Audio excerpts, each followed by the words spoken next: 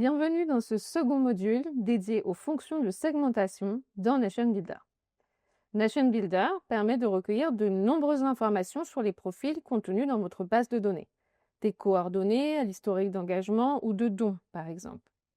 Les outils de ciblage vous permettent ensuite d'exploiter ces données pour trouver précisément les ensembles de personnes avec lesquelles vous souhaitez interagir afin de communiquer de manière pertinente, de bâtir des relations à grande échelle et d'atteindre vos objectifs. Dans ce module, nous allons voir les 3 principaux outils de segmentation dans Nation Builder: les tags, les listes et les filtres. Chacun joue un rôle unique dans l'organisation de vos contacts et tous peuvent servir à regrouper ensemble des destinataires pour un email, pour une campagne d'appel ou pour une campagne de porte-à-porte par exemple. Découvrons ça ensemble dans le panneau de contrôle. Dans ce module, nous allons voir les 3 principaux outils de segmentation dans Nation Builder: les tags, les listes et les filtres. Chacun joue un rôle unique dans l'organisation de vos contacts et tous peuvent servir à regrouper ensemble les destinataires pour un email, une campagne d'appel ou de porte-à-porte par exemple. Commençons par les tags. Nous allons afficher un profil contenant plusieurs tags. Les tags sont comme des petits post-it virtuels qui permettent de trier et de catégoriser les personnes dans votre nation. Par exemple, vous pouvez les utiliser pour indiquer des préférences de communication, comme ceci qui commence par comme, alerte action, comme événement. Mais aussi pour la participation à une action spécifique, par exemple participation à un événement. Et enfin, pour l'intérêt d'un sujet particulier, par exemple ici on peut voir intérêt climat ou intérêt éducation. Les tags peuvent être ajoutés manuellement, comme je viens de le faire ici, mais également via une page action sur votre site Nation Builder qui aurait été configurée, ainsi que via un import ou via l'API. Ce menu déroulant que l'on trouve ici est l'endroit où se trouve votre bibliothèque de tags. Vous pouvez rechercher un tag précis en tapant son nom et vous verrez à côté un numéro s'afficher, c'est le nombre de personnes qui portent ce tag. Vous pouvez également créer un nouveau tag ou afficher l'ensemble des tags de votre bibliothèque en cliquant sur Voir tous. Pour éviter les doublons et la confusion, adoptez une convention de nommage clair. Par exemple, intérêt, et le nom de l'intérêt. Ou alors, communication, et le type de préférence de communication. Ou encore bénévole et le type de bénévole. Cela vous permettra de rechercher des tags et de vous assurer qu'ils seront bien utilisés et qu'il n'y aura pas de doublons dans votre base de données. Les tags sont plus efficaces quand ils sont à jour et pertinents. Alors pensez à les nettoyer régulièrement. Vous pouvez supprimer les tags obsolètes en cliquant comme ci sur Modifier et ensuite supprimer le tag. Vous pouvez également modifier le nom d'un tag de la même façon ou encore utiliser le menu Action ici et cliquer sur Supprimer les tags inutilisés, ce qui supprimera tous les tags qui n'ont jamais été appliqués sur aucun profil.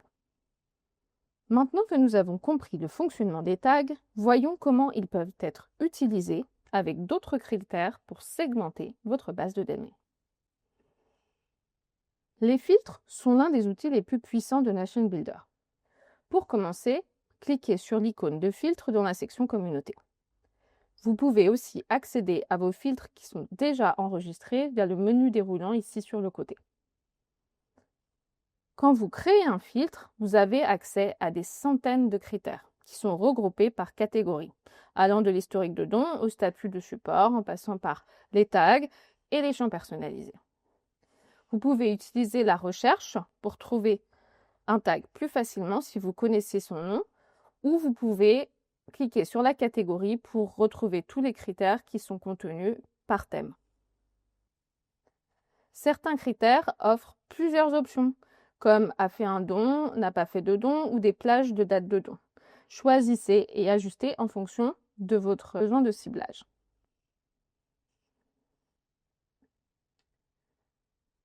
Imaginons que je veuille contacter les bénévoles d'une zone spécifique pour les mobiliser par email. Je commence par ajouter le critère bénévole. je tape bénévole ici. On voit que c'est un critère qui est regroupé dans la catégorie niveau de soutien. Et je clique. Ici, j'ai l'option de sélectionner est bénévole ou n'est pas bénévole. C'est mon premier critère. Ensuite, pour pouvoir les mobiliser par email, leur demander de participer à cette action, il faut que je m'assure qu'elles soient contactables par email. Je vais ajouter le critère peut être contacté par email. Enfin, je recherche une zone géographique précise, puisque je veux des gens qui sont près de Paris. J'ai l'option d'utiliser la ville et de dire je cherche des gens dont la ville se trouve être Paris. Mais ici, je vais aussi vouloir potentiellement mobiliser des gens qui seront dans une zone très proche de Paris. Le meilleur critère pour cela est d'utiliser adresse et près d'eux. Je vais pouvoir spécifier que je veux des gens qui sont peut-être dans les 20 km autour de Paris. Et voilà, mon filtre est prêt. Je vais cliquer sur filtre et nous allons voir ici changer le nombre de personnes passant de 39 000 à 1579.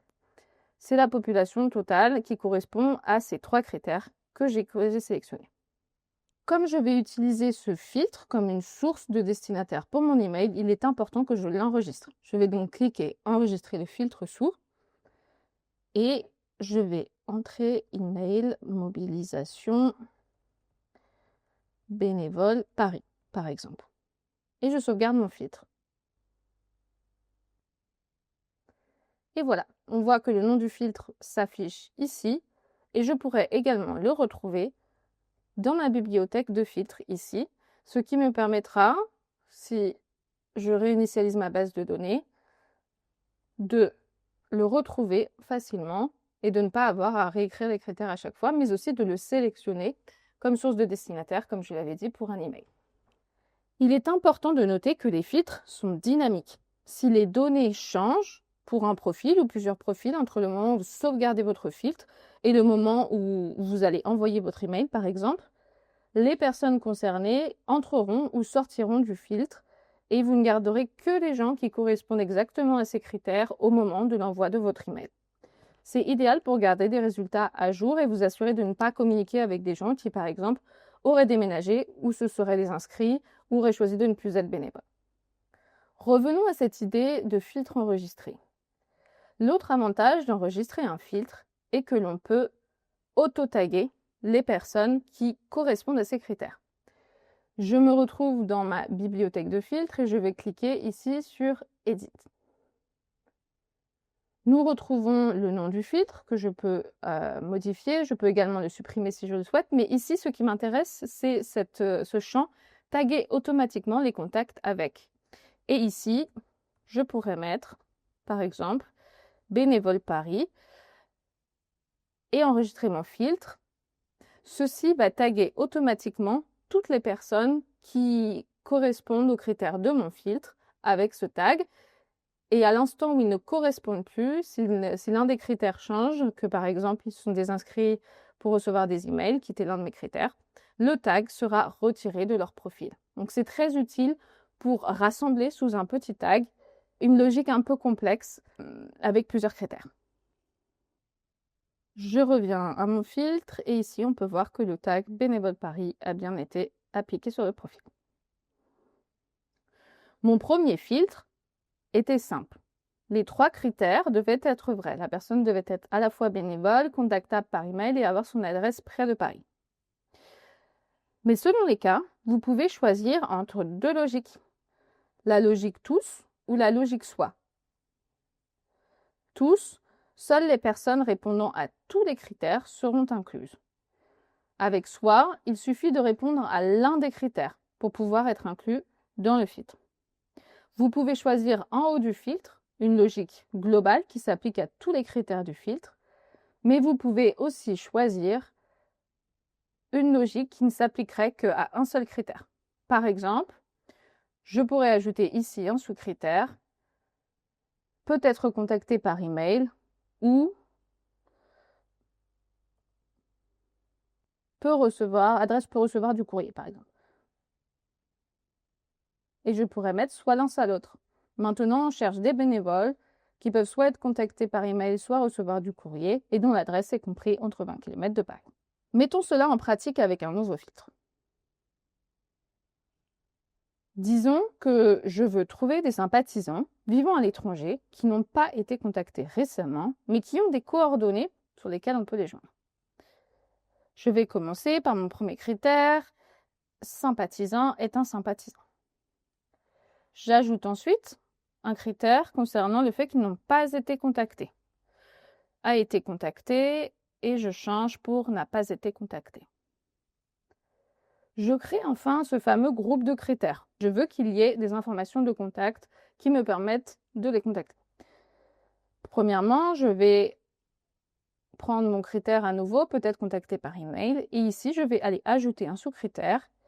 Et cette fois-ci, je vais rentrer numéro de téléphone et je vais changer ici numéro de téléphone existe. Donc maintenant, il faudrait que les personnes correspondent à ces deux critères pour entrer dans mon filtre. Moi, je veux que ce soit l'un, soit l'autre. Soit ils peuvent être contactés par email, soit ils ont un numéro de téléphone. Et pour terminer, je vais ajouter un critère géographique en précisant que l'adresse principale n'est dans aucun des pays suivants et je vais prendre la France. Par défaut, donc, cela ne me donnera que les personnes qui n'habitent pas en France, qui peuvent être contactées, qui ne l'ont pas encore été, mais qui sont sympathisantes. Je vais filtrer et cela me donne 967 personnes. Comme dans mon organisation, différentes personnes s'occupent de différentes zones géographiques, je vais peut-être vouloir changer la vue en une vue carte. Cela va me permettre de placer sur une carte interactive tous les contacts ayant une adresse qui est suffisamment précise et je vais pouvoir zoomer pour retrouver où sont mes ensembles de personnes. Donc on voit ici, il y en a en Suisse, il y en a au Royaume-Uni. Hop. Et je vais pouvoir enfin utiliser le découpage en secteurs pour créer des zones qui peut-être vont être attribuées à des bénévoles spécifiques qui vont réaliser cette opération de contact. Il me suffit comme ceci de délimiter ma zone et je peux ensuite cliquer dans la zone bleue et cela me propose de créer une liste. Et ça va être une transition parfaite pour expliquer ce dernier concept de segmentation. Donc pour ma liste, par exemple, je vais appeler à contacter Suisse.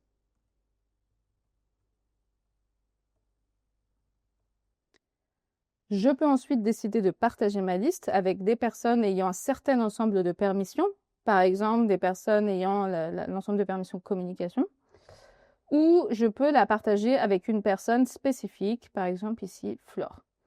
Et je vais la sauvegarder. Ça y est, ma liste a été créée. On peut voir ici que un petit lien apparaît. Si je clique dessus, cela va me permettre de transitionner vers ma liste directement. Les listes sont statiques, à l'inverse des filtres. C'est-à-dire que les personnes que l'on ajoute à la liste ne disparaîtront pas de la liste sans une action de votre part. Et de la même manière, les personnes ne seront pas ajoutées à la liste sans une action volontaire de votre part. Ces listes représentent donc un groupement précis de personnes à un moment donné. Vous pouvez bien sûr les utiliser comme un groupe de destinataires pour un envoi d'email, mais elles offrent aussi de nombreuses autres possibilités. Vous pouvez créer des listes directement depuis la vue carte, comme nous venons de le faire, mais le moyen le plus rapide est souvent d'exécuter un filtre. Je vais prendre par exemple le filtre que nous avons créé tout à l'heure et d'utiliser ici le menu Action pour ajouter toutes les personnes à la liste. Je peux faire, on retrouve la liste qu'on a fait ici. Je peux faire par exemple mobilisation Paris et créer cette nouvelle liste et ajouter les personnes à cette liste. Et voilà, on retrouve encore ce petit lien qui nous permet une nouvelle fois d'accéder directement à notre liste. L'autre façon serait d'utiliser le menu liste ici, où on retrouve encore une fois notre liste et on peut y accéder directement. Lorsque vous entrez dans le menu de votre liste, vous disposez de 4 possibilités dans le premier onglet. Un onglet aperçu, qui vous donne en un coup d'œil des statistiques sur les personnes présentes sur votre liste. Par exemple, on voit qu'il y en a 127 sympathisants, dont 8 sont bénévoles. Aucun ne sont donateurs ou recruteurs ou n'ont fait de dons. Et l'on voit en un coup d'œil les personnes de notre liste ici. On retrouve la vue carte qui nous permet de visualiser le placement de ces personnes sur une carte. La vue appel est particulièrement utile pour faire des campagnes téléphoniques. Donc, vous pouvez donner accès à une liste bien spécifique de personnes aux bénévoles et ils auront un menu en fait très simplifié avec les informations clés du sommet du profil qui vont leur permettre de savoir où la personne habite, quelques données démographiques, des informations de contact. Et ils pourront ici enregistrer l'appel, ajouter un tag, définir un niveau de soutien et ainsi enregistrer l'appel et le retirer de la liste ou les passer et les retirer de la liste et ainsi de suite pour réaliser une opération de contact sur l'ensemble des personnes qui leur ont été attribuées. La vue saisie des données, elle, nous permet de rentrer des informations que l'on aurait collectées hors ligne, par exemple lors d'opérations de porte-à-porte, d'événements ou via des formulaires papier. Elle permet une saisie rapide et structurée avec un menu qui est simplifié. On va aller enregistrer une interaction. Dans le menu plus haut, vous pouvez aussi effectuer ce qu'on appelle des mises à jour par lot. C'est une des fonctionnalités les plus prisées dans l'utilisation des listes. Cette mise à jour par lot permet de mettre à jour des informations sur plusieurs profils en même temps. Par exemple, vous pouvez ajouter ou retirer un tag sur l'ensemble des personnes de la liste. C'est l'une des actions les plus courantes. Vous pouvez également enregistrer une interaction. Mettons que vous avez eu une réunion avec une quinzaine de personnes. Vous pouvez entrer les notes de cette réunion, sélectionner cette méthode et vous assurer que cette interaction soit enregistrée sur l'ensemble des profils des personnes présentes. Vous pouvez également modifier des données d'adhésion, ajouter ou déplacer des personnes sur un parcours spécifique ou encore modifier des données personnelles sur le profil, par exemple si l'individu est un prospect, un bénévole, le nom de son interlocuteur principal, son niveau de soutien, etc. En dehors de la mise à jour par lot, il y a deux autres fonctionnalités sur lesquelles je veux attirer votre attention. La première, c'est la fonctionnalité de diviser. Une fois que vous avez créé votre liste, ici avec 127 personnes, vous pouvez décider de les diviser plusieurs plus petites listes, soit en parts égales, par exemple je vais diviser cette liste en 4 parts égales, soit en pourcentage, mettons que je voudrais une liste qui contient 10%, une liste qui contient 20%, et une dernière avec 70% des contacts. Ceci peut être utile dans le cas, par exemple, de communication par email, de préchauffage de votre réputation email, mais aussi plein d'autres opérations. Enfin, vous pouvez, à l'aide des listes, imprimer des feuilles de porte-à-porte. Vous avez ici des thèmes gratuits et vous pouvez également créer des thèmes personnalisés qui vous permettront ensuite de télécharger une feuille de porte-à-porte que vous pourrez imprimer et distribuer à l'ensemble de vos bénévoles. C'est la fin de ce module. Nous l'avons vu, la segmentation est au cœur d'une bonne stratégie d'organisation de votre communauté. Que vous prépariez une campagne de communication, un événement ou une action de terrain, identifier les bonnes personnes au bon moment fait toute la différence. En combinant intelligemment filtres, tags et listes, vous pouvez renforcer vos relations avec vos sympathisants et garder le cap sur l'essentiel, atteindre vos objectifs. Pour continuer de développer vos compétences sur Nation Builder, abonnez-vous à notre chaîne YouTube et on se retrouve très bientôt pour une prochaine vidéo.